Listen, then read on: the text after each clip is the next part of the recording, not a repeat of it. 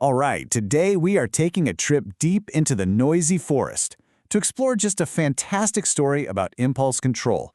It's really all about learning how to manage those big, fast thoughts that can, sometimes just run away with us. And it's told in a way that's, well, it's just incredibly smart and charming. So, let me just start by asking you something. Have you ever been trying to get something important done and you come across an interrupting squirrel? You know the type, right? Someone whose energy is just bouncing off the walls. Yeah, I think we've all been there, and that exact feeling is the perfect way to jump into our story today. Okay, so let's picture this. We're in the beautiful, lively, noisy forest. Our main guide is the super gentle and wise Mr. J. Moose. He's got all his friends together because they have a big mission.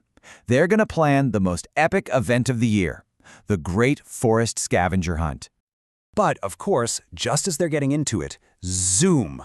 In flies Squirt the squirrel, who is basically a little tornado of fur and energy. Now, he's not trying to cause trouble, he's just bursting with ideas and observations, and he has to share them. You can almost feel the other animals trying to hold it together, their patience just wearing thinner and thinner. Now, this is where things get really interesting. It's all about how Mr. J. Moose decides to handle it.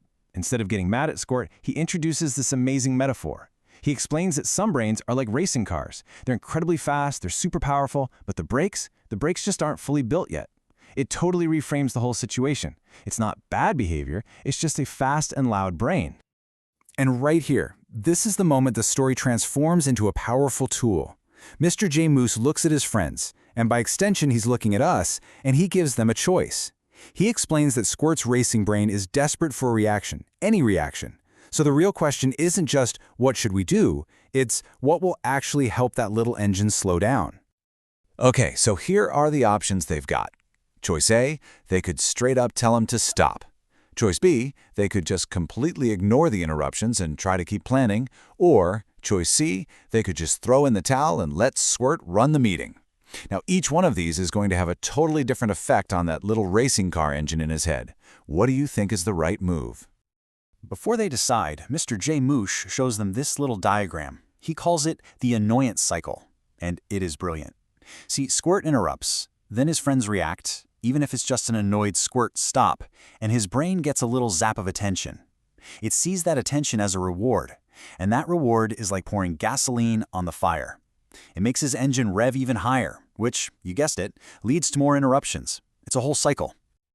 So, this brings us to a really crucial point, and honestly, it's a tough one. Mr. J. Moose reminds everyone that even when you're frustrated, even when your feelings are 100% valid, your reaction is still your choice. You and only you have control over whether or not you're going to feed that engine. So, the friends make their decision. They go with option B, to ignore the interruptions. And at first, nothing really changes. But then, without the fuel of their reactions, no sighs, no eye rolls, no frustrated comments, Squirt's engine starts to, well, it starts to sputter out. It's not getting the attention it's craving, and slowly but surely it begins to quiet down. He actually sits, and he starts to listen. Now, that is a fantastic story on its own, right? But its real magic is how it works as a teaching tool. It's actually built on this incredible framework for social-emotional learning called MCAF. That stands for motivation, cognition, attention, and flexibility.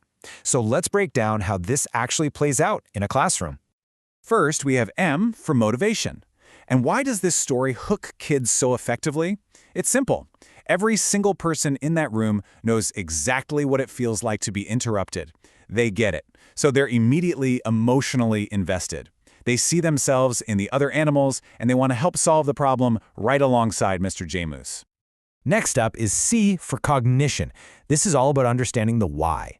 That racing car brain metaphor is just pure genius because it takes this really big, abstract idea, impulsivity, and makes it something kids can actually see and understand. Suddenly, they get why this is happening, and that builds empathy and gives them a whole new vocabulary to talk about their own big feelings. And this part is so clever. A is for attention. How do you keep an entire class focused? You make the story interactive. That moment where the kids have to vote on a choice, that's not just for fun. It is a powerful attention reset. It breaks up the listening with a little task, which is so effective for keeping all kinds of brains, especially neurodivergent ones, engaged and regulated. Finally, F for flexibility. This is where the learning really hits the real world. The story is a perfect launch pad for discussions, and even for a little bit of role-playing. Students can actually practice what it feels like to ignore an interruption, to take a deep breath instead of reacting. They are physically practicing the skill of putting on their emotional brakes.